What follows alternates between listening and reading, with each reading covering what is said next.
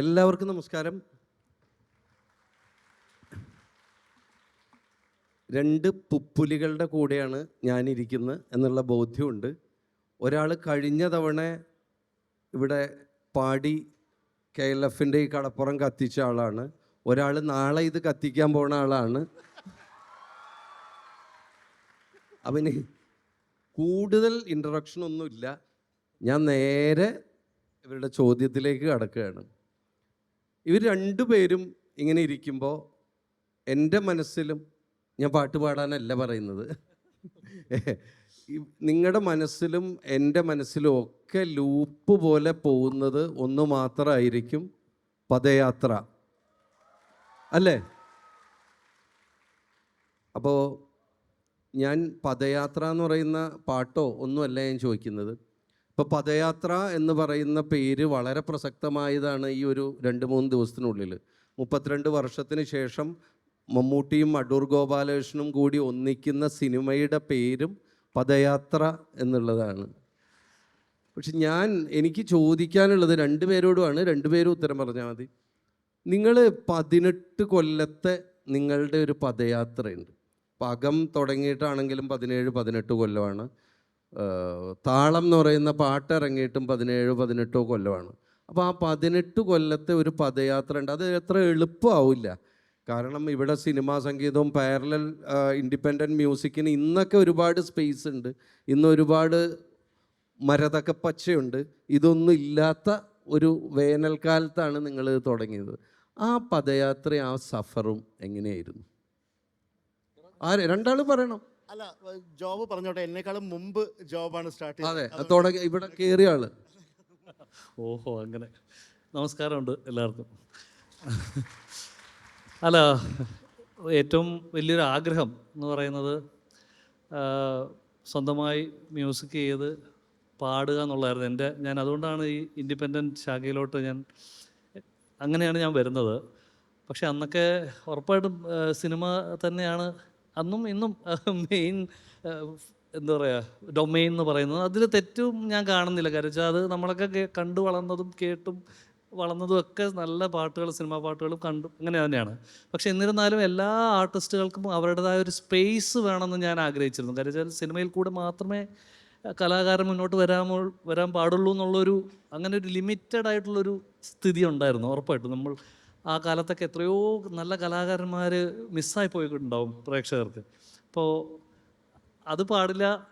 പാരലായിട്ട് സിനിമയ്ക്ക് പാരലായിട്ടൊരു സംഗീതശാഖ വേണമെന്ന് അങ്ങേയറ്റം ആഗ്രഹിച്ച ആൾക്കാരിൽ ഒരാളാണ് ഞാൻ. അപ്പോൾ ഞാൻ ശ്രമിച്ചു. ദൈവം സഹായിച്ചിട്ട് ആ സമയത്ത് യൂട്യൂബൊക്കെ തുടങ്ങി വന്നു. സോഷ്യൽ മീഡിയയുടെ ബൂം തന്നെയാണെന്ന് തോന്നുന്നു നമ്മുടെ പദയാത്ര സാധ്യമാക്കിയതെന്ന് തോന്നുന്നു. പ്രോബ്ലി അങ്ങനെ ഇഷ്ടനും അങ്ങനെ തോന്നുന്നുണ്ടാവും. First of all thank you so much Hariji. Job ഭയങ്കര സന്തോഷത്തോടെ വരാൻ പറ്റിയതിൽ. ഹലോ കോഴിക്കോട്, ഭയങ്കര സന്തോഷം എല്ലാവരെയും കാണാൻ പറ്റിയതിൽ. ഞാൻ ഉദ്ദേശം ജോബ് തുടങ്ങിയ കാലഘട്ട സമയത്ത് തന്നെയാണ് എൻ്റെ ഒരു മ്യൂസിക്കൽ ജേണിയും സ്റ്റാർട്ട് ചെയ്യുന്നത്. പക്ഷേ എൻ്റെ ജേണിയിലുള്ള വ്യത്യാസം എന്ന് പറഞ്ഞാൽ എനിക്ക് ഏതെങ്കിലും തരത്തിൽ ഫേമസ് ആവണം എന്നുള്ള ഉദ്ദേശം മാത്രമേ ഉണ്ടായിരുന്നുള്ളൂ. അല്ല, ഇത് പറഞ്ഞപ്പോഴാണ് എവിടെയോ ഹരീഷ് ശിവരാമകൃഷ്ണൻ ഒരു ഇൻ്റർവ്യൂവിൽ പറഞ്ഞു കേട്ടു, എനിക്ക് വരണ ലൈക്കുകളും ഷെയറുകളും ഓരോ പാട്ടിനും സിത്താരയുടെ അടുത്തൊറ്റ പറയണതൊക്കെ കേട്ടു എണ്ണാറുണ്ട് എന്നുള്ളത്. എന്ന് വെച്ചാൽ ഇപ്പോൾ പറയുന്ന ഇങ്ങനത്തെ ഒരു വേദിയിൽ പറയാമോ എന്നറിയില്ല. പൊതുവേ ഒരു ഷോ ഓഫ്, ഒരു പട്ടി ഷോ, ആ ഒരു സോണിൽ ജീവിച്ച് മരിക്കാൻ ആഗ്രഹിക്കുന്ന ഒരു വ്യക്തിയാണെന്ന് വെച്ചാൽ വളരെയേറെ വാലിഡേഷൻ, അറ്റൻഷൻ, ആൾക്കാരുടെ സ്വീകാര്യത, ആൾക്കാർ കുറേ എന്നെക്കുറിച്ച് നല്ലത് പറയണം, കുറേ പേർ എന്നെ കാണുമ്പോൾ എൻ്റെ കൂടെ ഫോട്ടോ എടുക്കണം. ഇതൊക്കെ ആഗ്രഹിച്ചാണ് ഒരു മ്യൂസീഷ്യൻ ആവാൻ ശ്രമിച്ചത്. കാരണം 2002 തൊട്ട് ഞാൻ സോഫ്റ്റ്വെയർ ഇൻഡസ്ട്രിയിൽ വർക്ക് ചെയ്യുന്ന ആളാണ്. അതാണ് എൻ്റെ മെയിൻ പ്രൊഫഷൻ. ഈ മ്യൂസിക്കിലേക്ക് ഇപ്പം മ്യൂസിക് ലൈനിൽ പാടാൻ ഏറ്റവും കഴിവുള്ള ഒരാളെന്ന നിലയ്ക്കോ അല്ലെങ്കിൽ ഏറ്റവും നന്നായിട്ടൊരു മ്യൂസിക്കൽ സ്റ്റൈൽ കമ്പോസ് ചെയ്യാൻ പറ്റുന്നുള്ളൊരു കോൺഫിഡൻസിലൊന്നും മ്യൂസിക്കിൽ വന്ന ആളല്ല ഞാൻ. എനിക്ക് പഠിച്ച സംഗീതം എക്സ്പ്രസ് ചെയ്യാൻ പറ്റും. പക്ഷേ എൻ്റെ ഒരു ജോബ് പറഞ്ഞ പോലെ തുടങ്ങിയ കാലം തൊട്ട് ഇപ്പോലെയുള്ള ജേണി എന്ന് പറഞ്ഞാൽ നാച്ചുറലായിട്ടും ഒരുപാട് സമയം എടുക്കുന്ന ഒരു ലൈൻ ഓഫ് വർക്കാണ് മ്യൂസിക്. ഞാൻ സിനിമാ പാട്ട് പാടണം എന്ന് ആഗ്രഹിച്ച് സിനിമയിൽ പാടണം എന്ന് തന്നെ ആഗ്രഹിച്ച് നിന്നിരുന്ന ആളാണ്. കാരണം അതൊട്ടും സംഭവിക്കാതെ അവസരങ്ങൾ കിട്ടാതെ വന്നപ്പോൾ ഇപ്പോൾ ഞാൻ ആത്മാർത്ഥമായിട്ട് പറയുകയാണെങ്കിൽ അവിയൽ, അതുപോലെ ജോബ്, അതുപോലെ മദർ ജെയിൻ, അതേപോലെ ഇന്ത്യൻ ഓഷ്യൻ, ഇങ്ങനെ സ്വതന്ത്ര സംഗീത ശാഖയിൽ നമ്മളെക്കാളും മുൻപ് സഞ്ചരിച്ച ആർട്ടിസ്റ്റുകൾ സിനിമ എന്നുള്ള മാധ്യമം ഇല്ലാതെ സംഗീതം പ്ലേ ചെയ്ത് മ്യൂസിക് ക്രിയേറ്റ് ചെയ്ത് ഏറ്റവും പ്രധാനമായിട്ട് ഫേമസ് ആവുന്നു എന്നുള്ളത് കണ്ട ഒരു ആംബിഷൻ, ആ ആംബിഷൻ എൻ്റേതാക്കിയതിൽ നിന്നുണ്ടായതാണ് എൻ്റെ മ്യൂസിക്കൽ ജേർണി. പിന്നീട് കാലക്രമത്തിൽ അത് നമ്മൾ പ്രാക്ടീസ് ചെയ്യുമ്പോൾ നമുക്ക് അതിലേക്കുള്ളൊരു പാഷൻ കൂടുകയും നമ്മളത് അതിൽ കൂടുതൽ ശ്രദ്ധ ചെലുത്തുകയൊക്കെ ചെയ്തത് എൻ്റെ ലൈഫിലുണ്ടായിട്ടുണ്ട്. പക്ഷേ ജോബ് പറഞ്ഞതുപോലെ തീർത്തും വളരെ ഹെഡ് വിൻസ് കൂടുതലുള്ളൊരു കാലഘട്ടം എന്ന് വെച്ച് കഴിഞ്ഞാൽ ഇൻ്റർനെറ്റ് ഇത്രയും ജനകീയമല്ല, മൊബൈൽ ഫോൺ ജനകീയമല്ല, ഒരു പാട്ട് ഇൻ്റർനെറ്റിൽ കേൾക്കണമെങ്കിൽ ലാപ്ടോപ്പ് ഉള്ള വീട്ടിലുള്ളവർക്ക് മാത്രമേ കേൾക്കാൻ പറ്റൂ എന്നുള്ളത് തന്നെ ഒരു ഇൻ്റലക്ച്വൽ ഡിസ്റ്റൻസ് ആണ്. കാരണം എത്ര വീടുകളിൽ കമ്പ്യൂട്ടർ ഉണ്ടായിരുന്നു, ടി വി എന്നുള്ള മാധ്യമത്തിലേക്ക്. അപ്പോൾ ഇതിനകത്ത് ഞാൻ ലാസ്റ്റ് പറയേണ്ട റോസ് ബൗൾ അല്ലെങ്കിൽ മ്യൂസിക് മോജോ അല്ലെങ്കിൽ ഇങ്ങനെ ടി വി എന്നുള്ളൊരു മാധ്യമം ഒരുപാട് സപ്പോർട്ട് ചെയ്ത് മുമ്പോട്ട് വന്ന ആർട്ടിസ്റ്റുകളാണ് ഞാനും ജോബും ഞങ്ങളെപ്പോലുള്ള കുറേ പേരും. അപ്പോൾ ചുരുക്കി പറഞ്ഞു കഴിഞ്ഞാൽ ഈ ജേർണി എന്ന് പറയുന്നത് നമ്മൾ നേരത്തെ സ്റ്റാർട്ട് ചെയ്തു, നേരത്തെ സഞ്ചരിച്ച കൊണ്ട് 2 ഗുണങ്ങളുണ്ടായി. ഒന്ന്, ഇപ്പോൾ പാടുന്ന ചെറുപ്പക്കാരുടെ കൂടെ മത്സരിക്കേണ്ട ആവശ്യമില്ല, സീനിയർ ആയതുകൊണ്ട് എന്നും പറയാം. രണ്ടാമത്തേത്, അവർക്കൊക്കെ കിട്ടിയ ബെനിഫിറ്റിൻ്റെ ഒരു ഭാഗമാകാൻ നമുക്കും പറ്റി. Social media, Spotify, internet, Instagram, അതിലൊക്കെ നമുക്കും അതിൻ്റെ ഒരു നടുക്കണ്ടം കഴിച്ച് വളരാനുള്ള ഒരു സാഹചര്യം നമുക്കും ഉണ്ടായി എന്നുള്ളത് കൊണ്ട് പൊതുവെ പരമസന്തോഷം. ഇത് കാണാൻ നിങ്ങളൊക്കെ ഇത്രയും പേര് വന്നു എന്നുള്ളത് ഒരുപാട് സന്തോഷം, ഒരുപാട് സ്നേഹം, അത്രേ പറയാനുള്ളൂ. ഒരു സംശയം ചോദിക്കട്ടെ, ഇതിങ്ങനെ രണ്ടുപേരും പറഞ്ഞു വന്നപ്പോഴേ ഇത്രയൊന്നും താടിയില്ലാത്ത കുറച്ചും കൂടി മുടി നീട്ടിയ ഒരു ജോബിനെയും താടി മീശയില്ലാതെ ഇത്ര മുടി നീട്ടിയ ഒരു ഹരീഷിനെയും ഓർമ്മ വന്നു. അപ്പം ഇവർക്കും കൂടി വേണ്ടി ചോദിക്കുകയാണ്, എന്തെങ്കിലും സാധ്യതയുണ്ടോ? ഉണ്ടോ? പദയാത്ര ഒന്ന് കൈയടിച്ചാൽ ഉണ്ടാവും.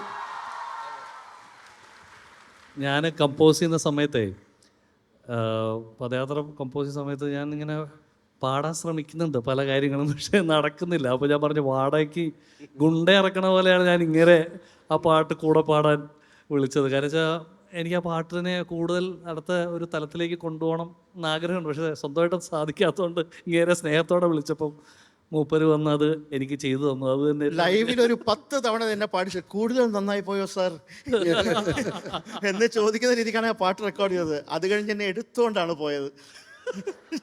ഇങ്ങനെ പലതും പറയുന്നു. അപ്പൊ ഈ തൃശ്ശൂർ പൂരത്തിനെ ഇപ്പൊ ഈ സാമ്പിൾ വെടിക്കെട്ടുണ്ട്. അപ്പം പിറ്റേ ദിവസമായിരിക്കുമല്ലോ പൂരം നടക്കുന്നത്. നാളെയാണ് പൂരം. ഒരു സാമ്പിൾ വെടിക്കെട്ട്. ഓക്കെ, പദയാത്ര. എന്നിലെ ചുടുതാളമായൊരു യാത്രയായി, പദയാത്രയായി, ഗതകാലമേ കുളിരോർമ്മയായി, ഒരു യാത്രയായി, പദയാത്രയായി. പറയാൻ മറന്ന വാക്കുമായി മനതാരിലായിതാ, നിറദീപമേ കിനാവു പോലെ കണ്ണിലേകുവാൻ, നിഴൽ പോലെ അഴലാലേ വെയിൽ നീളേ പദയാത്ര, നിഴൽ പോലെ അഴലാലേ വെയിൽ നീളേ പദയാത്ര. Thank you.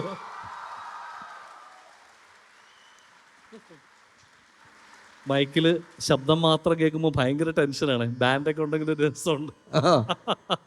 അല്ല, ഞാൻ ഇങ്ങനെയൊക്കെ ചോദിക്കാൻ കാരണം ആ ഒരു ഷോയുടെ മൂഡിലാണ് ജോബ് പാടാൻ. ജോബിന് ഏറ്റവും കംഫർട്ടബിൾ എന്ന് പറഞ്ഞു. ഒരു കംഫർട്ടബിൾ പൊസിഷനിൽ മാത്രമേ ഒരു ആർട്ടിസ്റ്റിനെ പാടിക്കാൻ പാടുള്ളൂ. അതുകൊണ്ടാണ് റിക്വസ്റ്റ് അയ്യോ അല്ല, വന്നിട്ട് അങ്ങനെ വെറുതെ പോകാൻ പറ്റത്തില്ലല്ലോ. Thank you. ഞാൻ വേറൊരു സംശയം ഉണ്ട്. നമ്മൾ പാട്ടെഴുത്തുകാരാണല്ലോ.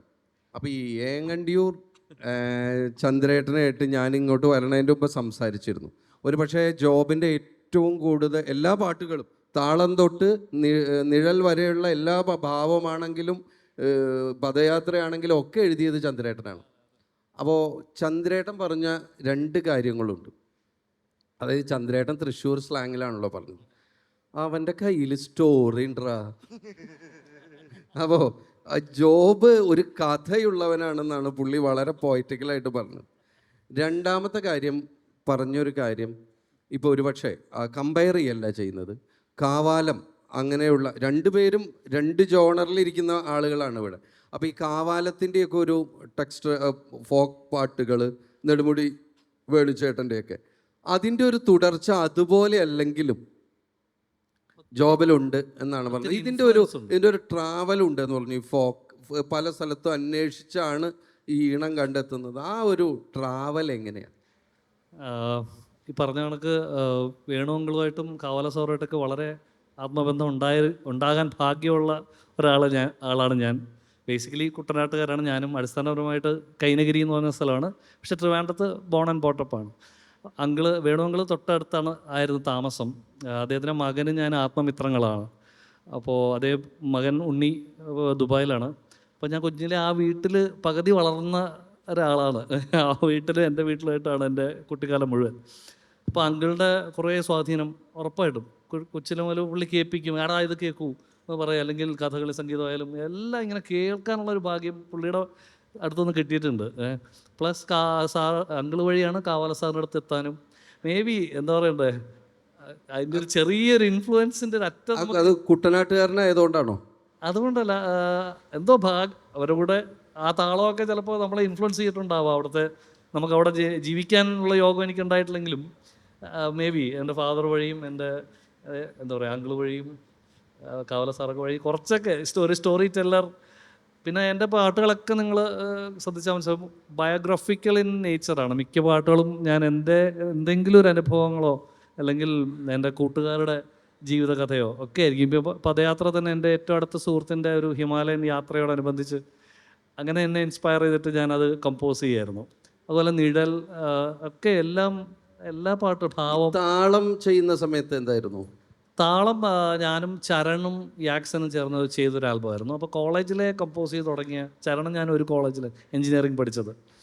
ചന്ദ്രേട്ടൻ പറഞ്ഞിട്ടുണ്ടായില്ല പഞ്ചതന്ത്രം കഥയൊക്കെ വെച്ചിട്ടാണ് വേണുവങ്കൾ പാടിയിട്ട് ഇരുതല പക്ഷി എന്ന് പറഞ്ഞൊരു പാട്ടുണ്ട്.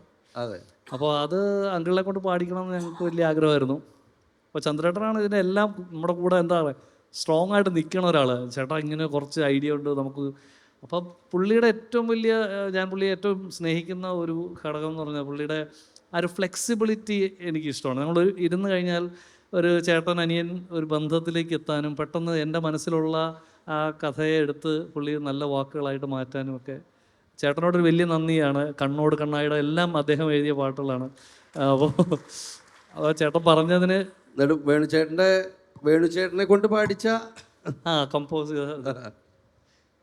മറ്റേ ഇരുതല പക്ഷി എത്ര പേര് കേട്ടണമെന്ന് എനിക്കറിയില്ല.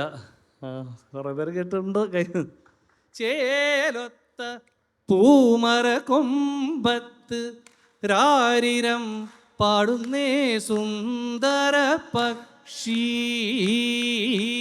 വിസ്മയ പക്ഷി ഇരുതല പക്ഷി മാനത്തും മാമല താഴത്തും പാറുന്നേ ആയിരം മോഹങ്ങളോടെ. അങ്ങനെ പോകുന്നുണ്ട്. ഒരു ഫോക്ക് വിത്ത് ബ്ലൂസ് ഫ്യൂഷൻ പോലത്തെ ഒരു ട്രാക്കാണ്. അതിൽ ഗിറ്റാർസ് വായിച്ചത് റെക്സ് വിജയൻ എന്ന് പറയുന്ന ഞാൻ ഏറ്റവും റെസ്പെക്റ്റ് ചെയ്യുന്ന എൻ്റെ സഹോദരനാണ്. പിന്നെ അതിൽ കീബോർഡ്സ് സ്റ്റീഫൻ ദേവസിയാണ് വായിച്ചിട്ടുള്ളത്.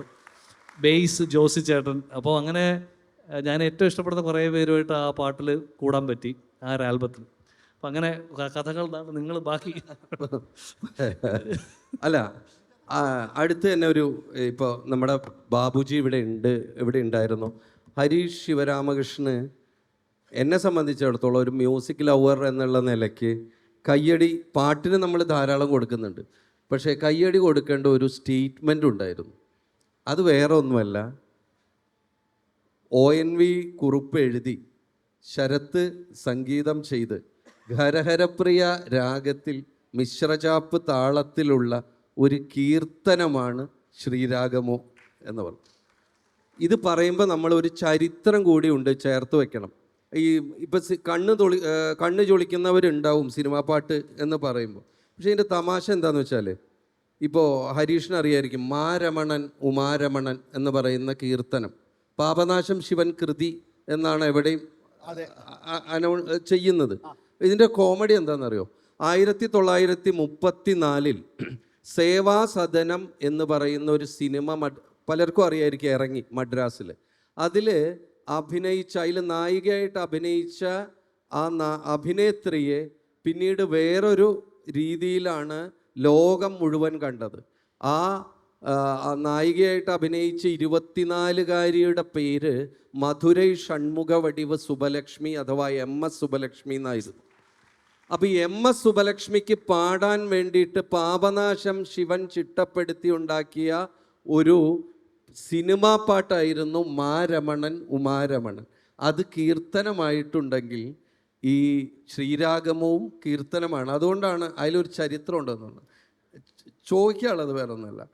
അപ്പോൾ സ്വാഭാവികമായിട്ട് നമുക്ക് ചിന്തിക്കുന്നത്, സംഗീതത്തിൽ ഒരു കാലത്തും ഉണ്ടായിരുന്നു, ഇപ്പോഴും ഈ വരേണ്യതയും ജാതിയും ഒക്കെ ഉണ്ടോ?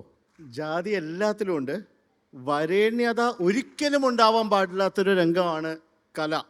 എന്ന് വെച്ച് കഴിഞ്ഞാൽ ഇത്രയും ഡെമോക്രാറ്റിക് ആയിട്ട് ജനകീയമായിട്ട് ഏറ്റവും കൂടുതൽ ജനാധിപത്യപരമായിട്ട് നമ്മൾ സമീപിക്കേണ്ട ഒരു ഫോമാണ്. എന്ത് ഫോം ഓഫ് ആർട്ടാണെങ്കിലും, വരയായാലും എഴുത്തായാലും സംഗീതമായാലും, അത് ഡെമോക്രാറ്റിക് അല്ലാത്തൊരു രീതിയിൽ നമുക്ക് ഒരിക്കലും നോക്കിക്കാണാൻ പാടില്ലാത്ത ഒരു സബ്ജക്റ്റാണ്. അപ്പോൾ ഈ സിമ്പിളായിട്ട് പറയാം, അപ്പോൾ ഇപ്പം ഞാൻ ഈ ഒരു അഭിപ്രായം പറയുമ്പോൾ ആ അഭിപ്രായത്തെ പല രീതിക്ക് നമുക്ക് ചെറുക്കാൻ പറ്റും. എല്ലാ അഭിപ്രായങ്ങളും സ്വീകരിക്കപ്പെടേണ്ടതും ചെറുക്കപ്പെടേണ്ടതുമാണ്. ഇത് ഞാൻ ബാബുജിയോട് സംസാരിച്ചപ്പോൾ പറഞ്ഞ കാര്യമാണ്. അപ്പോൾ ഇതിലെ മെയിൻ ക്രിറ്റിസിസം എനിക്ക് കിട്ടുന്നത് ഇതിൻ്റെ സബ്ജക്റ്റിലല്ല, പക്ഷെ മറിച്ച് പറയുന്നത് ഈ കർണാടക സംഗീതത്തിന് അതിൻ്റേതായ ചില ചിട്ടവട്ടങ്ങളും ഭാവങ്ങളും മാറ്റങ്ങളും കാര്യങ്ങളും കാലാകാലമായി കടന്നു വന്ന കാര്യങ്ങളൊക്കെ ഉണ്ട്. അതിനെ ഒന്നും ഒരാൾക്കും ഭേദിക്കാൻ പാടില്ല എന്നുള്ളത് ഇതിൽ ഏറ്റവും വലിയ കാര്യം എന്ന് വെച്ചാൽ, എന്തോ ചെയ്ത് ഈ tradition is peer pressure from dead people എന്ന് പറയും. എന്ന് വെച്ച് കഴിഞ്ഞാൽ എല്ലാ കാലഘട്ടത്തിലും ആ കാലഘട്ടത്തിന് മുമ്പ് ചെയ്തു വെച്ച കാര്യമാണ് ട്രഡീഷൻ. നമ്മൾ പുറകോട്ട് നോക്കുമ്പോൾ എന്താണോ കാണുന്നത് അതാണ് ട്രഡീഷൻ. നമ്മളുടെ മക്കൾക്ക് അതിനു മുമ്പ് അവരെന്ത് കാണുന്നോ, അല്ലാതെ ഈ ട്രഡീഷൻ എന്നുള്ളതിനൊരു സ്ഥായിയായ നിർവചനമൊന്നുമില്ല. ഇതാണ് ട്രഡീഷൻ, ഇതിനെ ക്യാരി ഫോർവേഡ് ചെയ്യണം. അത് ഒരു പറ്റം ആളുകൾ അവർക്ക് താല്പര്യമുള്ളൊരു വിഷയത്തിൽ അവർ ഒരുമിച്ചൊരു തീരുമാനം എടുക്കുന്നു, അതിനെ പ്രോഗ്രസ് ചെയ്യുന്നു, അതിനെ കുറച്ച് പേര് ഖണ്ഡിക്കുന്നു. ഇതിനകത്ത് മെയിനായിട്ട് അറിയേണ്ടത്, ഒരു കലയ്ക്കും ഒന്നിനേക്കാൾ കൂടുതൽ ഇൻ്റലക്ച്വൽ സുപ്പീരിയോറിറ്റി ഇല്ല. ഒരു കർണാടക സംഗീതത്തിലെ പാട്ടിനേക്കാളും ഇൻ്റലക്ച്വലി ഇൻഫീരിയർ അല്ല നാടൻ പാട്ട്. അല്ലെങ്കിൽ ഒരു പ്രോഗ്രസീവ് മെറ്റൽ പാടുന്ന പാട്ടിനേക്കാളും ഇൻ്റലക്ച്വലി സുപ്പീരിയർ അല്ല ഒരു ഭക്തിഗാനം. അല്ലെങ്കിൽ ഭക്തിഗാനത്തിനേക്കാളും ഇൻ്റലക്ച്വലി സുപ്പീരിയർ അല്ല രാഗം താനം പല്ലവി. ഇതിന് ഈ പരസ്പരം ഈ കലാരൂപങ്ങൾ തമ്മിൽ എന്തൊക്കെയോ ഇൻ്റലക്ച്വൽ മാറ്റങ്ങളുണ്ടെന്ന് പറയുന്നിടത്താണ് ഈ പ്രശ്നങ്ങൾ മുഴുവൻ തുടങ്ങുന്നത്. ഇപ്പോൾ ഞാൻ പറയുന്നത്, നമ്മൾ മലയാളികൾക്ക് ഇപ്പോൾ ONV സാറ് തൊട്ട് ഹരി തൊട്ട് ലോകത്ത് നമ്മൾ എത്ര കവികളുടെ ഗാനങ്ങളും കവിതകളും കേട്ട് വളർന്ന ഒരു സംസ്കാരമുള്ളവരാണ് നമ്മൾ എന്തിനാണ് ഈ ഉണർത്തെഴുന്നേറ്റ് ചില കവികളുടെ രചനകൾക്കും ചില സംഗീതജ്ഞരുടെ ക്രിയേഷൻസിനും മാത്രം എന്തോ നമ്മൾ പറയപ്പെടാത്ത ഒരു വരേണ്യത്വം ഉണ്ടെന്ന് നമ്മൾ തന്നെ എന്തിനാണ് പറയുന്നത്? സംഗീതം അതിൻ്റെ സ്ഥായിയായ ഭാവത്തിൽ അതിൻ്റെ കാലിൽ നിൽക്കട്ടെ.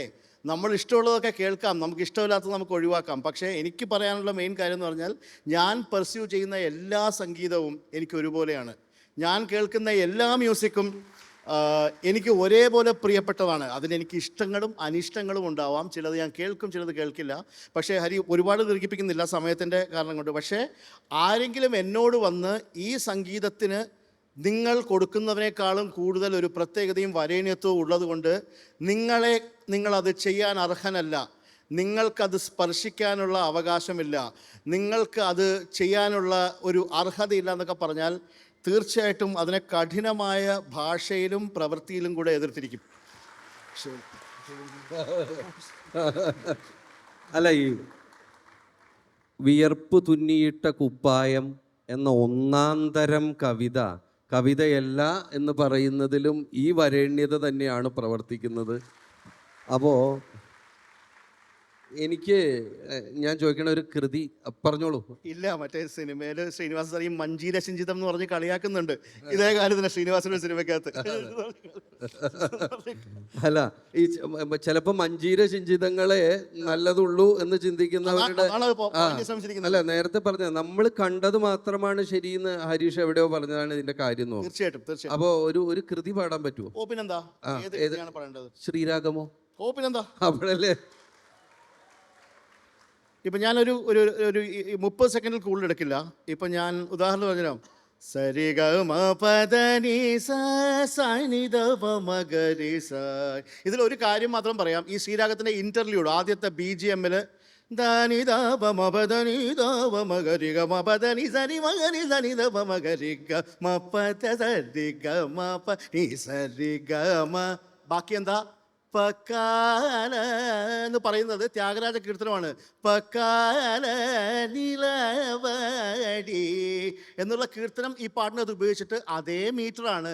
പ്ലാവില പൊൻതളികയിൽ പാൽ പായസ ചോറുണ്ണുവാൻ പിന്നെയും പൂമ്പെയ്തലായി കൊതി തുള്ളി നിൽക്കുവതിന്തിനോ പുത്തിലഞ്ഞി ചോട്ടിൽ മലർമുത്തു കോർക്കാൻ പോകാം ആന കേരാമേട്ടിൽ ഇനി ആയിരത്തിരി കൊളുത്താം ഇനിയുമീ തൊടികളിൽ കളിയാടാൻ മോഹം ശ്രീരാഗമോ തേടുന്നു നീ വീണതൻ പൊൻതന്തിൽ.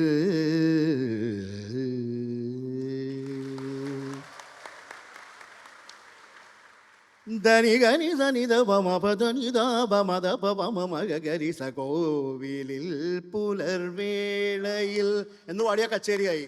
അത്രയേ ഉള്ളൂ. അത് തെലുങ്കിലുള്ള ത്യാഗരാജ കീർത്തനം വേണമെന്ന് പറയുന്നത് അവനവൻ്റെ മനസ്സിലെ വരേണ്യ ഭാവമാണ്, അല്ലാതെ പാട്ടിൻ്റെ കുഴപ്പമില്ല.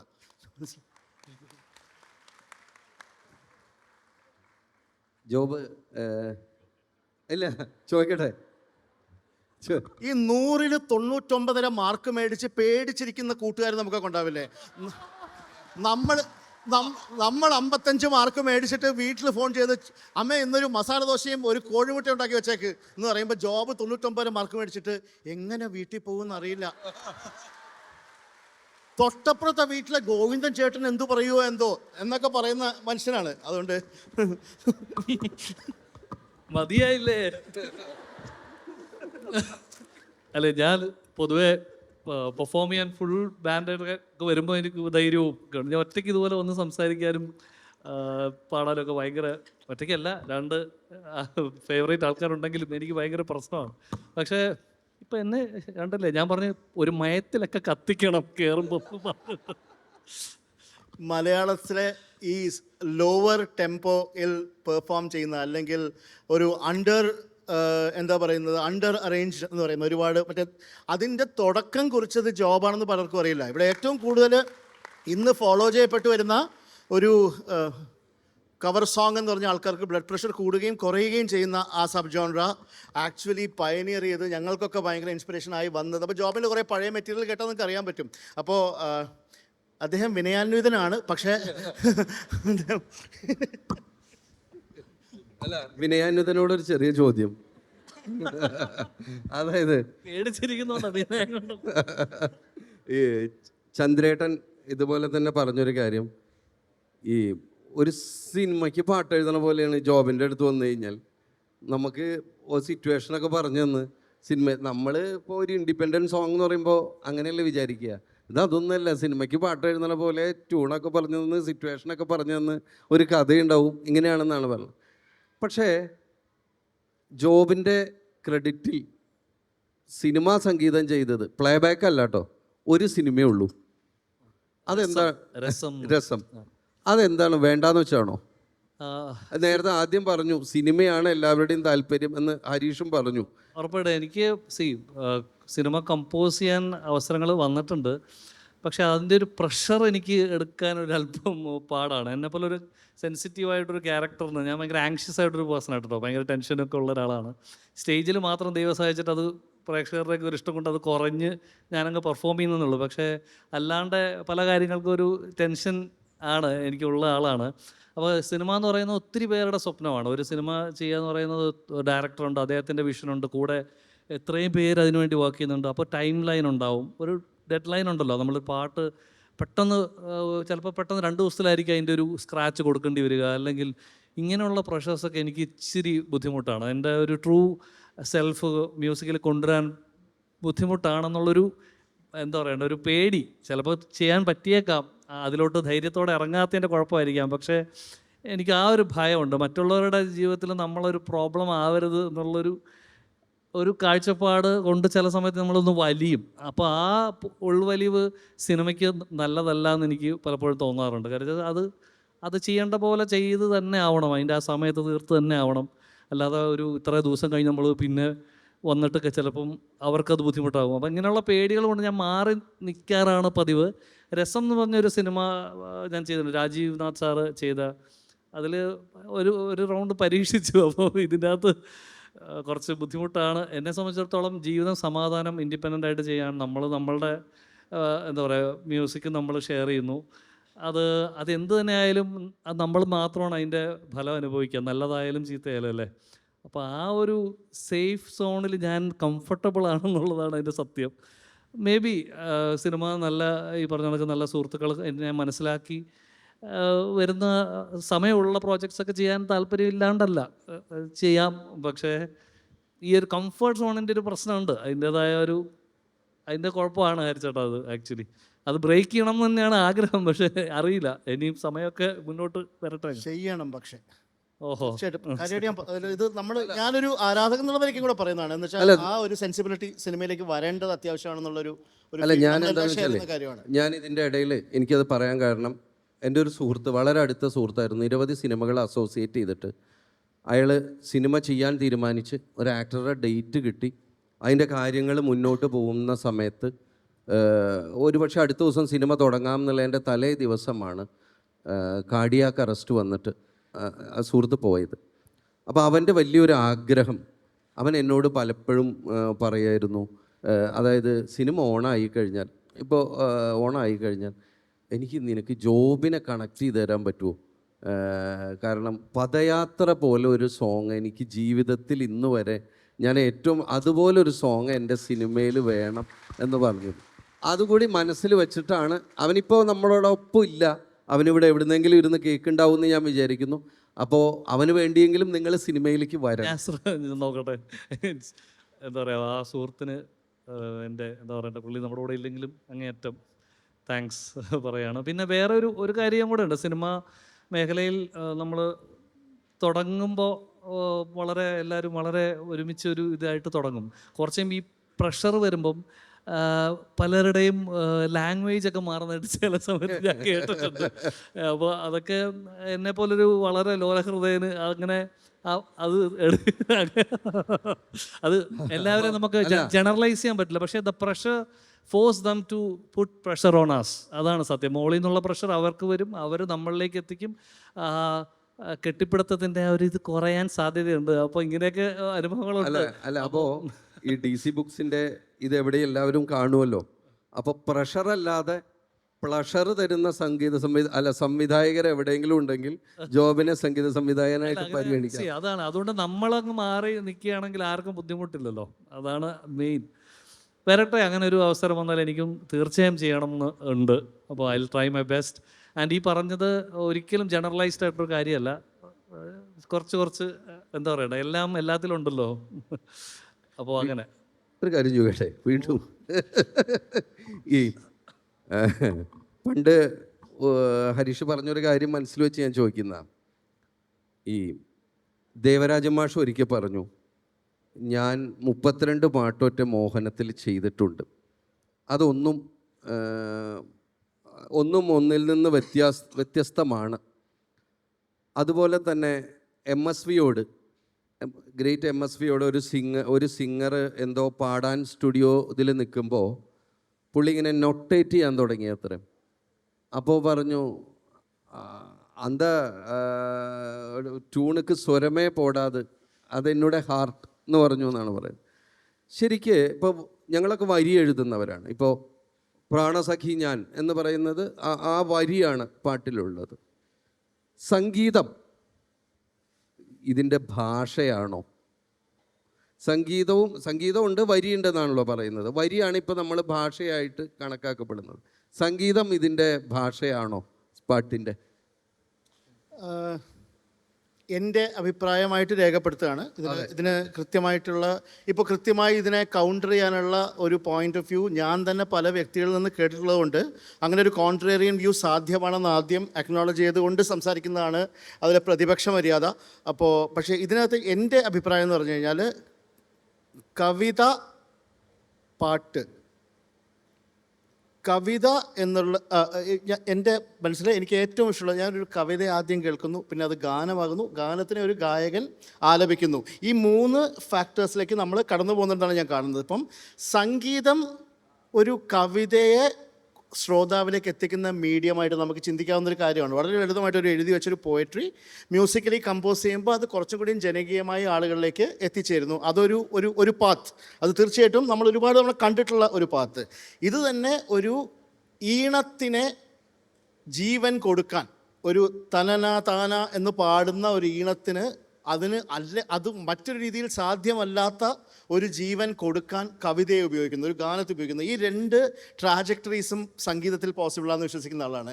ഇതിൽ ഏത് എപ്പോൾ സ്വീകരിക്കണം എന്നുള്ളത് അത് പ്രായോഗികമാക്കുന്ന, അല്ലെങ്കിൽ ആ വക്താവിൻ്റെ ഒരു അഭിപ്രായം അനുസരിച്ചാണ്. അതല്ല ഞാൻ ചോദിച്ചത്, ഇപ്പോൾ ഈ സംഗീതം നമ്മൾ ചെയ്യുന്ന മ്യൂസിക് ഉണ്ടല്ലോ, അത് ലാംഗ്വേജ് ആയിട്ട് മാറുന്നുണ്ടോ എന്നാണ് ചോദിച്ചത്. ഇപ്പോൾ ഒരു ഉദാഹരണം, ഞാൻ കുറച്ചും കൂടി ഉദാഹരണം പറയാം. ഇപ്പോൾ ഇഷ്ടമല്ലടാ എനിക്കിഷ്ടമല്ലടാ, നിൻ്റെ തൊട്ടു നോട്ടം ഇഷ്ടമല്ലടാ എന്ന് കൈതപ്രം എഴുതുമ്പോൾ നീ ചെയ്യണതൊന്നും എനിക്കിഷ്ടമല്ല എന്നാണ്. പക്ഷേ ഇവിടെ മോഹൻ സിത്താര ഈണപ്പെടുമ്പോൾ ഇഷ്ടമല്ലടാ എന്ന് പറഞ്ഞ പാട്ടാകുമ്പോൾ എനിക്കിതൊക്കെ ഇഷ്ടമാണെന്ന് വന്നു, ഇല്ലേ? അവിടെ സംഗീതം ഭാഷയാവുകയല്ലേ ചെയ്യുന്നത്. ഇതിലെനിക്ക് വ്യക്തമായിട്ടൊരു കാഴ്ചപ്പാടില്ല. ഞാൻ എൻ്റെ ഒരു ലിമിറ്റഡ് പോയിന്റ് ഹരി പറയാം. എനിക്കെന്ന് വെച്ച് കഴിഞ്ഞാൽ, ഞാൻ ഒരു മ്യൂസീഷ്യനാണ്. ആദ്യത്തെ പോയിന്റ് എന്ന് പറഞ്ഞാൽ, എനിക്ക് മ്യൂസിക്കലി ഞാൻ ശ്രമിക്കുന്നത്, ഞാൻ എന്നുള്ള ആർട്ടിസ്റ്റ് ശ്രമിക്കുന്നത്, എനിക്ക് മീറ്റർ എന്നുള്ളത് വളരെ പ്രധാനമാണ്. നല്ല കവികളുടെ വർക്കിൽ ഞാൻ ആദ്യം കാണുന്നത് എത്രത്തോളം മ്യൂസിക്കൽ മീറ്ററിലാണ് ആ കവിത. എന്ന് വെച്ചാൽ ഏത് മീറ്ററിനെയും നല്ല മ്യൂസിക് ആക്കാൻ കഴിവുള്ള സംവിധായകരും സംഗീതജ്ഞനും ഉണ്ടായിട്ടുണ്ട്. പക്ഷേ പൊതുവെ ഒരു നല്ല മീറ്ററിലുള്ളൊരു പാട്ട്, അതിൻ്റെ മുകളിലൊരു ഈണം, ആ ഈണത്തിന് എത്രത്തോളം എൻ്റെ മ്യൂസിക്കൽ എക്സ്പ്രഷൻ മുമ്പോട്ടേക്ക് കൊണ്ടുപോകാൻ പറ്റും എന്നുള്ളതാണ് ഞാനെന്നുള്ള വ്യക്തി ഞാൻ ശ്രമിക്കുന്നത്. ഉദാഹരണത്തിന് ഞാൻ പാടുന്ന പല പാട്ടുകൾ, ഉദാഹരണത്തിന് ഞാൻ നേറ്റീവായിട്ട് തെലുഗു സംസാരിക്കുന്ന ആളല്ല. എനിക്ക് തെലുങ്ക് ഭാഷയിൽ ഒരു വളരെ ലിമിറ്റഡ് ആയിട്ടുള്ള ഒരു അവഗാഹം മാത്രമുള്ള ആളാണ്. ഇപ്പം ഞാനൊരു ഉദാഹരണത്തിന് മനവ്യാലയ്ക്കു ചേരാ തടേ മർമ്മമെല്ലതിൽ പേദനെ മനസാമനവ്യാലയ്ക്കും, ഇങ്ങനെ പാടുമ്പോൾ എനിക്കിതിലെ ഭാഷ അണ്ടർസ്റ്റാൻഡിങ് നിയർലി 0ആണ്. പക്ഷേ ഈ പാട്ട് എനിക്ക് മനോഹരമായിട്ട് പാടാൻ പറ്റും. അപ്പം ഞാനെന്നുള്ള വ്യക്തിക്ക് എനിക്ക് ഈ വാക്കുകളുടെ മീറ്ററാണ് എന്നെ കൂടുതൽ സ്വാധീനിക്കുന്നത്. വേറെ ചില ഗായകർക്ക് ആ അർത്ഥം നന്നായി മനസ്സിലാക്കി ആ ഓരോ വാക്കിൻ്റെയും അർത്ഥത്തിനെയും എലിവേറ്റ് ചെയ്ത് അങ്ങനെ ബ്യൂട്ടിഫുള്ളായിട്ട് പാടുന്ന ഒരു പറ്റം എനിക്ക് തന്നെ, ഞാൻ ഭയങ്കര വലിയ ഫാനായിട്ടുള്ള കുറേ ആർട്ടിസ്റ്റുകളുണ്ട്. ഞാൻ ആ ഗണത്തിൽ പെടുമോയെന്ന് ചോദിച്ചാൽ എന്താ പറയുന്നത്, വളരെ വിനയത്തോടു കൂടി ആ ഗണത്തിൽ പെടുന്ന ഒരു ഗായകനല്ല എന്ന് പറയേണ്ടി വരും. അതിലല്ല എൻ്റെ സ്ട്രെങ്ത്ത്. എൻ്റെ സ്ട്രെങ്ത്ത് ഇതിൻ്റെ മ്യൂസിക്കൽ കോഷ്യൻ്റ് എങ്ങനെ ഇൻക്രീസ് ചെയ്യാം, അതിൻ്റെ പെഡഗോജി എങ്ങനെ കൂട്ടാം, അല്ലെങ്കിൽ ഒരു രാഗത്തിൻ്റെ സഞ്ചാരങ്ങളും അതിൻ്റെ മൂവ്മെൻറ്റ്സും എത്രത്തോളം ഒരു വരികളിലൂടെ നമുക്ക് മുമ്പോട്ടേക്ക് മൂവ് ചെയ്യാം. അതൊരു പൊസിഷനാണ്, അതൊരു വ്യക്തി എന്നുള്ള നിലയ്ക്ക് ഞാൻ സ്വീകരിക്കുന്ന ഒരു മാർഗം. ആ മാർഗത്തിന് അതിൻ്റേതായ സപ്പോർട്ടും അതിൻ്റേതായ ഓപ്പോസിഷനും ഉണ്ടാവും. ജോബ് അല്ല, പുള്ളി പറഞ്ഞതിനോട് എന്താ പറയുക, ഇതിന് രണ്ടിനും നടുക്ക് നിർത്താൻ പറ്റിയാൽ കൊള്ളാമെന്ന് തോന്നുന്നു. ആണല്ലേ? അപ്പം ഞാൻ വേറൊരു കാര്യം ചോദിക്കട്ടെ. ഈ ഹരീഷ് നേരത്തെ പറഞ്ഞല്ലോ, ഇപ്പോൾ ഈ ലൈക്ക് കിട്ടുക, മറ്റേ ഏതൊരു ഇപ്പോൾ മല്ലൊരു വസ്തുവും ഇവിടെ പ്രേക്ഷകനില്ലെങ്കിൽ പെയിൻറ് ചെയ്യുന്നവനും പാടുന്നവനും ഒക്കെ പ്രേക്ഷകൻ എത്രയൊക്കെ ഇല്ല എന്ന് പറഞ്ഞാലും ഈ ഇപ്പോൾ 10 കൊല്ലം കഴിഞ്ഞിട്ടാണ് എന്നാളും എന്ന് പറയുന്ന പാട്ടിന് വീണ്ടും ഒരു റിവൈവൽ വന്നത്, അല്ലേ? ഉറപ്പായിട്ടും. അപ്പോൾ അങ്ങനെ വരുമ്പോൾ നമുക്ക് സന്തോഷമാണ്, അങ്ങേയറ്റം. അല്ലേ? ഇതിപ്പോൾ ഒരുപാട് സ്ട്രഗിളിലൂടെയാണ് ഒരു സിനിമാ പാട്ട് ചെയ്യുന്നതിനേക്കാൾ അത്രയും ക്വാളിറ്റി വേണം, പക്ഷേ അത്രയും മുടക്കുമുതൽ വേണം, പക്ഷെ അത്രയും എഫേർട്ടും ഉണ്ടാവും അതിൽ ഒരു ഇൻഡിപെൻഡൻറ്റ് സോങ് ചെയ്യുമ്പോൾ. അങ്ങനെ ഒരു ഇൻഡിപെൻഡൻറ്റ് സോങ് ചെയ്യുന്ന സമയത്ത് ഇത് ആക്സെപ്റ്റ് ചെയ്യപ്പെട്ടില്ലെങ്കിൽ, അല്ലെങ്കിൽ ആ ഒരു ഫീൽ, അല്ലെങ്കിൽ എങ്ങനെയാണ് അതിനെ കാണാറ്? അത് പാട്ട് ചെയ്ത് കഴിഞ്ഞാൽ വിടലാണ് പതിവ്, അതോ? പാട്ട് ചെയ്തു കഴിഞ്ഞാൽ ഉറപ്പായിട്ട് നമ്മൾ ആഗ്രഹിക്കുമല്ലോ പ്രേക്ഷകർ ഇത് സ്വീകരിക്കണം, ഇന്നല്ലെങ്കിൽ നാളെ എന്നുള്ളതാണ് എൻ്റെ പ്രതീക്ഷ. പക്ഷേ നമ്മളത് പാട്ട് ഇറങ്ങിക്കഴിഞ്ഞ ഉടനെ നമുക്ക് ആ ലെവൽ ഓഫ് ഷെയർസ് ലൈക്സ് ഒന്നും കിട്ടിയില്ലെങ്കിൽ നമ്മൾ മാനസികമായിട്ട് തളരാതെ ഇരിക്കുക എന്നുള്ളതാണ് എനിക്ക് തോന്നുന്നത് ആസ് എൻ ഇൻഡിപെൻഡൻറ്റ് ആർട്ടിസ്റ്റ് ഏറ്റവും വലിയ മോസ്റ്റ് ഇമ്പോർട്ടൻറ്റ് തിങ്. കാരണം വെച്ചാൽ ഞാൻ യങ്സ്റ്റേഴ്സ് ഉണ്ടെങ്കിൽ പറയുന്നത് വെച്ചാൽ നമ്മൾ ആദ്യം ചെയ്യുന്ന പാട്ട് ചിലപ്പോൾ ആരും കേട്ടിട്ടുണ്ടാവില്ല. ചിലപ്പം കുറേ പാട്ട്, ബിയോൺസി എന്ന് പറഞ്ഞ ആർട്ടിസ്റ്റ് 100 സോങ് എന്നാണ് ഞാൻ കേട്ടിട്ടുള്ളത്. 100ാമത്തെ പാട്ടിലാണ് അവർ വേൾഡ് ലെവൽ ഹിറ്റാവുന്നതെന്നാണ്, അത് അവരുടെ പാട്ട് ശ്രദ്ധിക്കപ്പെടുന്നത്. അപ്പോൾ അവരുടെ പെർസിവറൻസ് ആണ് നമ്മളതിൽ കാണുന്നത്. നമ്മളെ സപ്പോർട്ട് ചെയ്യാനൊരു സിനിമയുടെ കഥയോ ഒരു ആക്ടറിൻ്റെ മുഖമോ അല്ലെങ്കിൽ നല്ലൊരു ഡയറക്ടറിൻ്റെ ബാക്കപ്പ് ഒന്നുമില്ല. നമ്മളുടെ കയ്യിലൊരു ആശയമുണ്ട്, അത് നമ്മൾ മ്യൂസിക്കിലൂടെ പ്രേക്ഷകർക്ക് കൊടുക്കുകയാണ്. അത് എന്നാണ് അവരുടെ ജീവിതമായിട്ട് അത് കണക്ട് ചെയ്യാൻ പോകുന്നത് നമുക്കറിയില്ല. We never know. അത് ഏതെങ്കിലും ഒരു ദിവസം അത് വരും എന്നുള്ള പ്രതീക്ഷയിൽ അടുത്ത പാട്ട് ചെയ്യുക എന്നുള്ളതേ ഉള്ളൂ. എൻ്റെ ലോജിക്ക് അതാണ്. ഞാൻ എൻ്റെ പാട്ട് അത്രയും സ്നേഹത്തോടെ ഞാൻ എന്നെ തൃപ്തിപ്പെടുത്തുന്ന രീതിയിൽ, അല്ലെങ്കിൽ എൻ്റെ കണ്ണുകൾ നിറയുന്ന രീതിയിൽ ഞാൻ ചെയ്യാൻ ശ്രമിക്കാറുണ്ട്. അപ്പോൾ അതിന് ആ സത്യസന്ധത കാണും എന്നാണ് എൻ്റെ വിശ്വാസം. ഇത് എൻ്റെ ഒരു രീതിയാണ്.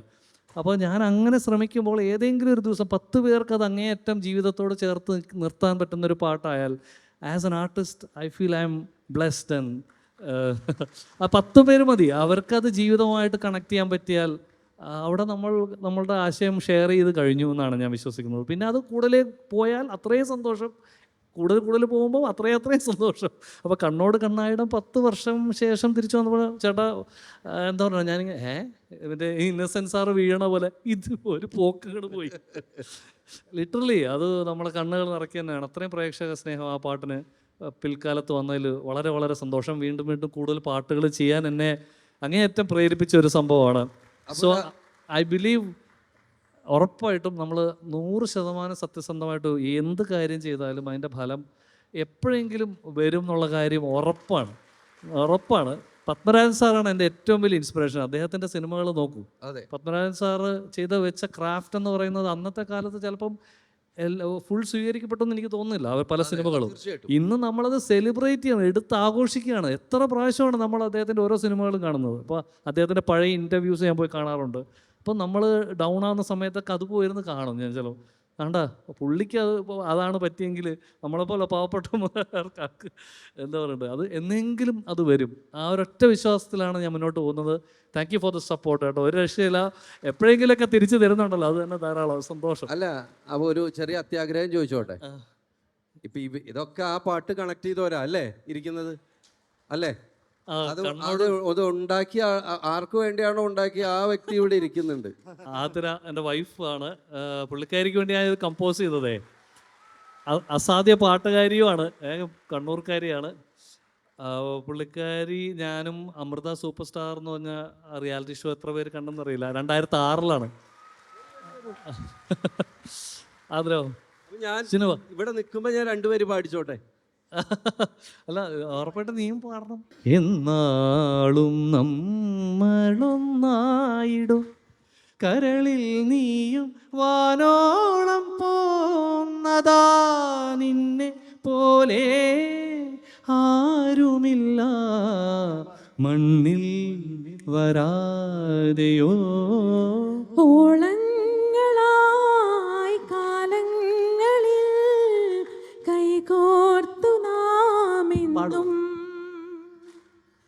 നൽനാടിനും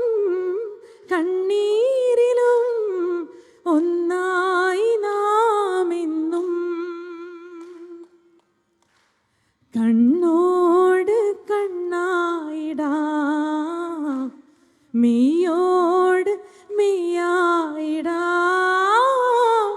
കാതോരം പാടിയോ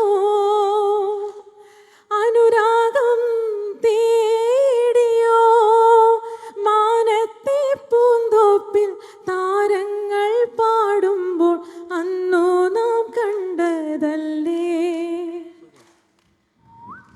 ഓട് കണ്ണായിടാം മെയ്യോട് മെയ്യായിടാം. Thank you. Thank you. Thank you. ഇത് ഒറിജിനലി പാടിയത് മൃദുലയാണ് കേട്ടോ. മൃദുല നമ്മുടെ സ്വന്തം സഹോദരി പോലെയാണ്. മൃദുല വാര്യറിന് ഒരു വലിയ താങ്ക്സ്. നമ്മൾ ഏതാണ്ട് സെഷൻ ഇങ്ങനെ അവസാനിപ്പിച്ച് ചോദ്യങ്ങളിലേക്ക് കൊടുക്കണം എന്നാണ് പറയുന്നത്. അപ്പോൾ ഞാൻ അതിനു മുമ്പേ ഹരീഷ് ഒരിക്കൽ പറഞ്ഞു, ഞാൻ പ്രാണസഖി പാടിയത് 1600 തവണ പാടിയിട്ട് 1601 തവണയായിരിക്കും മറ്റേ ഇതിൽ കേൾക്കണതെന്നുള്ളത്. ബാബുക്ക എന്ന് പറയുന്നത് ഒരു വികാരമാണ്, അല്ലേ? നമുക്ക് ബാബുക്കയെ തൊടാതെ, ഞാൻ ചെറിയൊരു ആരെയും ബ്ലെയിം ചെയ്യാൻ വേണ്ടിയിട്ട് പറയുക, അങ്ങനെയല്ല കേട്ടോ. പി ജയചന്ദ്രൻ പറഞ്ഞൊരു കഥ പറഞ്ഞുതരാം. അപ്പോൾ പി ജയചന്ദ്രൻ ദക്ഷിണാമൂർത്തി സ്വാമിയെ കൊണ്ടൊരു കച്ചേരിക്ക് ജയചന്ദ്രൻ്റെ നാട്ടിൽ വന്നു. അപ്പോൾ ജയേട്ടൻ്റെ അച്ഛൻ നന്നായിട്ട് പാട്ട് പാടുന്ന ഒരാളാണ്. അപ്പോൾ കുറേ നേരം ഇങ്ങനെ ഇരുന്ന് പാട്ട് പാടി. അപ്പോൾ പറഞ്ഞു, സ്വാമി സിന്ധുഭൈരവി ഒന്ന് പാടുമോ എന്ന് ചോദിച്ചു. അങ്ങനെ ദക്ഷിണാമൂർത്തി സ്വാമി പാടി. അപ്പോൾ പറഞ്ഞു, സ്വാമിയുടെ സിന്ധുഭൈരവി ഒന്ന് പാട് എന്ന് പറഞ്ഞു അത്രേ. അങ്ങനെ ജയേട്ടൻ സിന്ധുഭൈരവി രാഗരസം എന്ന് പറഞ്ഞു. അത് പാടിക്കഴിഞ്ഞിട്ട് ജയേട്ടൻ്റെ അച്ഛൻ പറഞ്ഞു അത്രേ, സ്വാമി ഗംഭീരായി, പക്ഷെ ഒരു കാര്യമുണ്ട്, സ്വാമിയുടെ സിന്ധുഭൈരവി ഇത് കൂടെ ഇറങ്ങിയിട്ട് ആണ് ഇങ്ങനെ വരുന്നത്. പക്ഷെ ആ കോഴിക്കോട് ഒരു മനുഷ്യനില്ലേ, ആ മനുഷ്യൻ്റെ സിന്ധുഭൈരവി നേരെ ഇങ്ങോട്ടാണ് തറയ്ക്കുന്നത് എന്ന് പറഞ്ഞു. പ്രാണസഖി എന്ന് പറയുന്ന പാട്ടിനെ പറ്റിയാണ് അദ്ദേഹം പറഞ്ഞത്. പക്ഷേ നമ്മൾ വിചാരിക്കുക ദക്ഷിണാമൂർത്തി സ്വാമി ഒഫൻഡഡ് ആവുക എന്നല്ലേ. സ്വാമി പറഞ്ഞു 100% ശരിയാണ്, അതെന്നെക്കൊണ്ട് പറ്റില്ല എന്ന് പറഞ്ഞു ഉത്തര ദക്ഷിണാമൂർത്തി സ്വാമി. അതാണ് ബാബുക്ക എന്ന് പറയുന്ന വികാരം. തീർച്ചയായിട്ടും എന്താ പറയുക, ഞാൻ ഏറ്റവും കൂടുതൽ എനിക്ക് തോന്നുന്നത് ഇൻ മൈ ലൈഫ് ഞാൻ കേട്ട് അത്ഭുതപ്പെട്ട്, ഒരു പക്ഷേ എൻ്റെ എല്ലാ മൾട്ടിറ്റ്യൂഡ്സ് ഓഫ് ഇമോഷൻസ് ഒരു വ്യക്തിക്ക്, ഒരു കലാകാരൻ എന്നുള്ള ഉപരിയായിട്ട് ഞാനെന്നുള്ളൊരു വ്യക്തി എന്ന് വെച്ചാൽ എല്ലാ വികാരങ്ങളും അനുഭവിക്കുന്ന സന്തോഷം, സങ്കടം, ആകാംക്ഷ, ദേഷ്യം, വിരക്തി, ആസക്തി, എല്ലാം അനുഭവിക്കുന്ന പാട്ടുകളിലൂടെ എന്നെ ഏറ്റവും കൂടുതൽ കൊണ്ടുപോയിട്ടുള്ള ഒരു മ്യൂസീഷ്യൻ എന്ന് പറയുന്നത് തീർച്ചയായിട്ടും MS ബാബുരാജ് സാർ, ബാബുക്കയാണ്. എനിക്ക് അധികം സമയമില്ല, അതുകൊണ്ട് എനിക്ക് ഏറ്റവും കൂടുതൽ അദ്ദേഹത്തിൻ്റെ പാട്ടുകൾ ഇന്നും പാടുമ്പോൾ എനിക്ക് കിട്ടുന്നത് ഒരു പെർഫോമേഴ്സ് ഡിലൈറ്റ് അല്ല.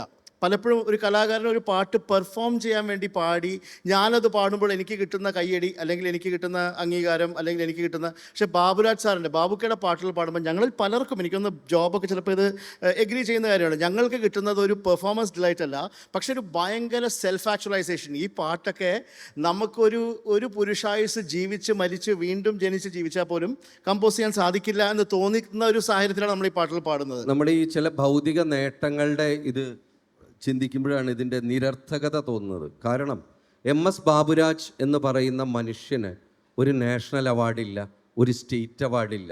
അദ്ദേഹത്തിന് ആകെയുള്ള അവാർഡ് സംസ്ഥാന നാടക മത്സരത്തിൽ അദ്ദേഹത്തിൻ്റെ മരണശേഷം അദ്ദേഹത്തിൻ്റെ ഒരു പാട്ട് ഉപയോഗിച്ച് ആ പാട്ടിനാണ് അദ്ദേഹത്തിന് ഒരു അവാർഡുള്ളത്.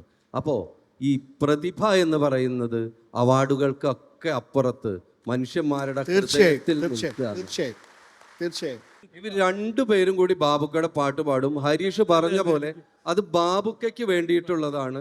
ഈ വേദിയിൽ ഇരിക്കുന്നവരും പാടാൻ അറിയുന്നവർ ചുണ്ടനക്കി പാടുക, അല്ലാത്തവർ മനസ്സുകൊണ്ട് പാടുക. കാരണം അത് ബാബുക്കയ്ക്ക് വേണ്ടി സമർപ്പിച്ചുകൊണ്ട് ഈ സെഷൻ അവസാനിപ്പിക്കാനാണ്. എങ്കിലുമെന്നോ മല താമസിക്കാനിൻ കരളിൽ എങ്കിലുമെന്നോമലാൾക്കു താമസിക്കാൻ എൻ കരളിൽ തങ്കക്കിനാക്കൾ കൊണ്ടൊരു താജ്മഹൽ ഞാൻ ഉയർത്താം. തങ്കക്കിനാക്കൾ കൊണ്ടൊരു താജ്മഹൽ ഞാൻ ഉയർത്താം. മായാത്ത മധുരഗാന മാലിനിയുടെ കൽപ്പടവിൽ മായാത്ത മധുരഗാനമാലിനിയുടെ കൽപ്പടവിൽ കാണാത്ത പൂങ്കുടിലിൽ കൺമണിയെ കൊണ്ടുപോകാം. മായാത്ത മധുരഗാനമാലിനിയുടെ കൽപ്പടവിൽ കാണാത്ത പൂങ്കുടിലിൽ കൺമണിയെ കൊണ്ടുപോകാം. പ്രാണസഖി ഞാൻ വേറുമൊരു പാട്ടുകാരൻ ഗാനലോകവീഥികളിൽ വേണുതീടയൻ ഗാനലോകവീഥികളിൽ വേണുതുമായി തീരയൻ പ്രാണസഖി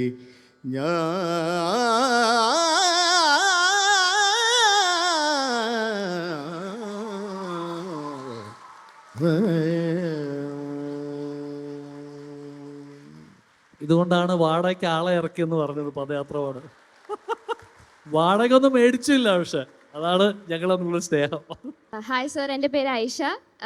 it feels like A dream ഇങ്ങനെ ഒരു പാനലിൽ കാണാൻ പറ്റിയതിലും കേൾക്കാൻ പറ്റിയതിലും ഒക്കെ. ജോബ് ചേട്ടനോടാണ് എൻ്റെ ചോദ്യം. എവിടെയാണ്? ഇവിടെ ഇവിടെ ഇവിടെ. എനിക്ക് പാടാൻ ഏറ്റവും ഇഷ്ടം കണ്ണോട് കണ്ണായിടമാണ്, പക്ഷെ കേൾക്കാൻ എനിക്ക് ഏറ്റവും ഇഷ്ടം താരാട്ടാണ്. അപ്പം ബാക്കി എല്ലാ പാട്ടുകൾക്കും ഒരു സ്റ്റോറി ഉണ്ടെന്ന് പറഞ്ഞ പോലെ താരാട്ടിനും ഒരു സ്റ്റോറി ഉണ്ടാവും എന്ന് ഞാൻ പ്രതീക്ഷിക്കുന്നു. അപ്പം ആ സ്റ്റോറി എന്താണെന്ന് ഷെയർ ചെയ്യാനും പറ്റുമെങ്കിൽ ഒരു രണ്ടുപേരും പാടിയാൽ കൊള്ളാം. നാളെ ഷോയ്ക്ക് വരണേ, ഷോയ്ക്ക് വരും വരും, എന്നാണെങ്കിലും വരും. അല്ല, താരാട്ട് എൻ്റെ മകൻ സച്ചു ഉണ്ടായ സമയത്ത് കമ്പോസ് ചെയ്തതാണ്. എൻ്റെ ഒരു വളരെ അടുത്ത സുഹൃത്തിൻ്റെ അമ്മ തന്ന വരികളാണ്. രജനി ആൻറ്റി എന്ന് പറഞ്ഞത്, തൃശ്ശൂരുള്ള. അപ്പോൾ പുള്ളിക്കാരി പറഞ്ഞ മോന് വേറെ ഗിഫ്റ്റൊന്നുമില്ല, ഞാൻ എഴുതിയ ഒരു പാട്ടുണ്ടെന്ന് പറഞ്ഞിട്ട് പുള്ളിക്കാരി തന്നതാണ്. ഞാൻ നേരെ ചേതന മ്യൂസിക് അക്കാഡമി പോകുന്നു. ആ ഫീൽ എനിക്കെപ്പോഴും അതാണ്. എനിക്ക് എന്തെങ്കിലും ഒരു കാര്യം എന്നെ സ്പർശിച്ചാൽ ആ സെക്കൻഡാണ് എന്തെങ്കിലും വരാൻ സാധ്യതയുള്ളൂ. അപ്പോൾ നേരെ പോയിട്ട് പിയാനോമേലിരുന്ന് കമ്പോസ് ചെയ്തതാണ് അമ്പിളിക്കണ്ണ എന്ന് പറഞ്ഞ പാട്ട്. അമ്പിളിക്കണ്ണാമ്പോടുറങ്ങു നീ അമ്പാടി കണ്ണാവാവുറങ്ങ്, അമ്പിളി മാമനെ തോണിയാക്കി നീ ആകാശഗംഗയിലാറാട്. ബാക്കി പിന്നെ പാടാം. അതൊരു സിമ്പിൾ മനസ്സിൽ തോന്നുന്ന ഒരു സാധനമാണ്. മോന് വേണ്ടി ചെയ്യുമ്പോൾ പിന്നെ അങ്ങനെയാണല്ലോ, അല്ലെങ്കിലും അങ്ങനെ തന്നെ പറ്റുള്ളൂ. എൻ്റെ പേര് ഗൗതമി. എനിക്ക് രണ്ടുപേരോടും ക്വസ്റ്റ്യൻ ചോദിക്കാനുണ്ട്. First of all, thank you so much for this session and thank you so much for the music. ആദ്യം ചോദിക്കുന്നത് ജോബ് കുര്യൻ്റെ അടുത്താണ്. എൻ്റെ ഒരു ഫ്രണ്ട് എനിക്ക് മെസ്സേജ് അയച്ച് ചോദിക്കാൻ പറഞ്ഞതാണ്. On behalf of my friend Colin, I'm asking, how was your experience with Chai Met Toast, that song Dreamland? Dreamland അടിപൊളിയാണ്. എനിക്ക് ഭയങ്കര ഇഷ്ടമുള്ള സഹോദരന്മാരാണ്. അപ്പോൾ അവരിങ്ങനെ സ്നേഹത്തോടെ ഒരു പാട്ട് ഫീച്ചർ ചെയ്യാൻ വിളിച്ചപ്പോൾ അങ്ങ് ചെന്നു, അത്രേ ഉള്ളൂ. അതിൽ ഉറപ്പായിട്ട് അവർക്ക് ആ പാട്ടിൽ ആ ഭാഗത്ത് ഞാൻ ഫിറ്റ് ഇൻ ആവുമെന്ന് തോന്നി. വിളിച്ചപ്പോൾ എനിക്ക് അയച്ചു തന്നു. കേട്ടപ്പോൾ എനിക്കും വളരെ കണക്ട് ചെയ്യാൻ പറ്റി. അപ്പം ഷൈമട്ടോസ് brothers, thank you so much for calling. ആ സുഹൃത്തിൻ്റെ അടുത്തും പറയൂ, ഇതാണ് കാര്യം. ഏങ്ങണ്ടിയൂർ ചന്ദ്രശേഖരൻ ചേട്ടനാണ് ആ ഭാഗവും എഴുതിയിരിക്കുന്നത്. ഓക്കെ, അപ്പോൾ ഡ്രീം ലാൻഡിൽ ഓ കിളികൾ പാടും നിരകളായി, ഓ മിഴികൾ തേടും മലനിരയായി, അങ്ങനെ പോവാ. Thank you sir. Next question Hari സാറിൻ്റെ അടുത്താണ്. ഇപ്പോൾ സാറിൻ്റെ അകംബാൻഡിലുള്ള ഓൾമോസ്റ്റ് അല്ല എല്ലാ സോങ്സും കർണാട്ടിക് മ്യൂസിക്കിൽ വരുന്ന കൃതീസാണ്. അപ്പോൾ ഈ പറഞ്ഞ ആ ഒരു ട്രഡീഷൻ അല്ലെങ്കിൽ so called the perfect way to perform Carnatic song, ആ ഒരു പോയിന്റ്, അത് ബ്രേക്ക് ചെയ്യാൻ ഉണ്ടായ ആ ഒരു പോയിന്റ് എന്തായിരുന്നു? അതുപോലെ തന്നെ ഒരു ക്വസ്റ്റ്യൻ കൂടി ഉണ്ട്. If you suggest one book to read, what will be that book? രണ്ടാമത്തെ ചോദ്യത്തിന് മറുപടി ആദ്യം പറയാം. ചാറ്റ് GPT കൊണ്ട് ജീവിക്കുന്ന ആളാണ്. വായനാശീലം തീരെ കുറവാണ്. വായനാശീലമുള്ള ആരെങ്കിലാണ് ഇത് പറയാൻ കുറച്ചുകൂടി അർഹൻ. അതുകൊണ്ട് അതിലേക്ക് മുതിരുന്നില്ല. ആദ്യത്തെ ചോദ്യത്തിന് ഉത്തരം സമയപരിമിതി ഉള്ളതുകൊണ്ട് പെട്ടെന്ന് തന്നെ പറയുന്നു. I do not believe firmly with all conviction that there is a perfect way to render a song. അങ്ങനെ ഒരു കാലത്ത് ഒരു അപ്രമാദിത്വം അല്ലെങ്കിൽ അങ്ങനെ ഒരു പ്രത്യേക സംഗീത ശൈലിക്ക് എന്തെങ്കിലും ഒരു പെർഫെക്റ്റ് ആയിട്ടുള്ള ഒരു പെർഫോമൻസ് രീതി ഉണ്ടെന്ന് വിശ്വസിക്കാത്തത് കൊണ്ട് തന്നെ എന്നെക്കൊണ്ടാകുന്ന പോലെ ഞാൻ പഠിച്ച സംഗീതം എൻ്റെ വോയിസ് ബോക്സിൽ നിന്ന് പുറത്തേക്ക് വരുമ്പോൾ കേൾക്കുന്നതാണ്, അകത്തിലൂടെ നിങ്ങൾ കേൾക്കുന്നത്. ഇത് തന്നെ മറ്റൊരു വ്യക്തി പാടുമ്പോൾ അദ്ദേഹത്തിൻ്റെ അല്ലെങ്കിൽ ആ വ്യക്തിയുടെ ഇൻ്റർപ്രിട്ടേഷൻ അതിലൂടെ വരും. ഇതിനകത്തുള്ള എൻ്റെ പ്രിൻസിപ്പിൾ അന്നും ഇന്നും എന്നും നിലനിൽക്കുന്നത്, we are artist, we are a medium, we are a messenger. Don't shoot the messenger. The messenger is only bringing art from the artist to the audience. അത്രേ പറയാനുള്ളൂ. പിന്നെ ജോബേട്ടനോട് തന്നെ ചോദ്യം. ഈ സംസാരിക്കുമ്പം മൈക്ക് ഇങ്ങനെ പിടിക്കുകയും പാടുമ്പോൾ മൈക്ക് ഇങ്ങനെ പിടിക്കുകയെന്നില്ല, ടെക്നിക്കലി അതിനെന്തെങ്കിലും ഒരു ടെക്നിക്കലി റോങ് ആണ്. ആരും അത് കണ്ടു പഠിക്കരുത്. അതെന്താ അറിയോ, എൻ്റെ അടുത്ത് എൻ്റെ എൻജിനീയേഴ്സ് എല്ലാവരും, ടെന്നിസൺ ചേട്ടൻ ഉൾപ്പെടെ പറഞ്ഞിട്ടുണ്ട്, ജോബേ മൈക്ക് അങ്ങനെ പിടിച്ചാൽ സോഴ്സ് കറക്റ്റായിട്ട് കിട്ടില്ല, നടുക്ക് തന്നെ പിടിക്കണം, അതാണ് അതിൻ്റെ കറക്റ്റ് രീതി. പക്ഷേ നമ്മൾ കേൾക്കുന്ന ഇന്നിയേഴ്സിലൂടെയോ അല്ലെങ്കിൽ വെഡ്ജസ്, മോണിറ്റേഴ്സ് നമുക്ക് കേൾക്കില്ലേ, തിരിച്ച് പാടുമ്പോൾ കിട്ടുന്ന ഫീഡ്ബാക്ക് എന്ന് പറയുന്ന എലിമെൻറ്റ് നമ്മൾ, ഒരു മിനിറ്റ് സഹോദരി പറഞ്ഞോട്ടോ. അപ്പോൾ ഫീഡ്ബാക്ക് എന്ന് പറയുന്നത് ആണ്, അത് കേട്ടാണ് നമ്മൾ പാടുക. അപ്പോൾ നമ്മൾ ഏറ്റവും ഇഷ്ടപ്പെടുന്ന, നമ്മുടെ ശബ്ദം ഏറ്റവും ഇഷ്ടപ്പെടുന്ന ഒരു പോയിന്റ് ഉണ്ടാവും, അത് കിട്ടാൻ വേണ്ടിയുള്ള ഈ ഒരു അലച്ചിലാണ് ഈ പോക്ക്. ഇതിങ്ങനെ അലഞ്ഞ് ഒരു പോയിന്റ് കിട്ടുന്നത് ചിലപ്പോൾ ഇവിടെ ആയിരിക്കും. അപ്പോൾ അതിനു വേണ്ടിയാണ് മൈക്ക് ഇങ്ങനെ കൊണ്ടുപോകുന്നത്. അത് ശരിക്കും ടെക്നിക്കലി നോട്ട് റൈറ്റ് ആണ്. അപ്പോൾ എല്ലാ സൗണ്ട് എൻജിനീയേഴ്സിനടുത്തും ഞാൻ മാപ്പ് ചോദിക്കുകയാണ്. അവർ കഷ്ടപ്പെട്ട് രക്ഷപ്പെടുത്തി എടുക്കണതാണ് ഓരോ ഷോയിലും എൻ്റെ ശബ്ദം. അപ്പോൾ അത്രേ ഉള്ളൂ, അതാണ് എൻ്റെ സൗര അതിൻ്റെ ഉത്തരം. So that's technically wrong, but I find it interesting. അതുകൊണ്ടാണ് ഞാൻ അങ്ങനെ ചെയ്യുന്നത്. അതെ, ഇനിയും ചോദ്യം ചോദിക്കാനുള്ളവരുണ്ട് എന്നുള്ളതറിയാം. ഒരുപക്ഷെ ഈ KLF-ലെ ഏറ്റവും ഇമോഷണലായിട്ടുള്ള ഒരു സെഷനാണ്, നമ്മളെ വൈകാരികമായിട്ട് തൊടുന്ന രണ്ടാൾക്കാരാണ്. ഇനിയെങ്കിലും DC ബുക്സിനോട് ഒരു അപേക്ഷയാണ്, ഇവരെയൊക്കെ കൊണ്ടുവരുമ്പോൾ 2 മണിക്കൂറാക്കണം സെഷൻ. അപ്പോൾ അടുത്ത സെഷനിലുള്ളവർ ഇവിടെ വെയിറ്റ് ചെയ്യുന്നത് കൊണ്ട് നമുക്ക് തൽക്കാലം ഈ സാമ്പിൾ വെടിക്കെട്ട് നിർത്താം. നാളെ ജോബ് ശരിക്കും വെടിക്കെട്ട് കത്തിക്കുന്നുണ്ട്, എല്ലാവരും അവിടെ ഉണ്ടാവണം.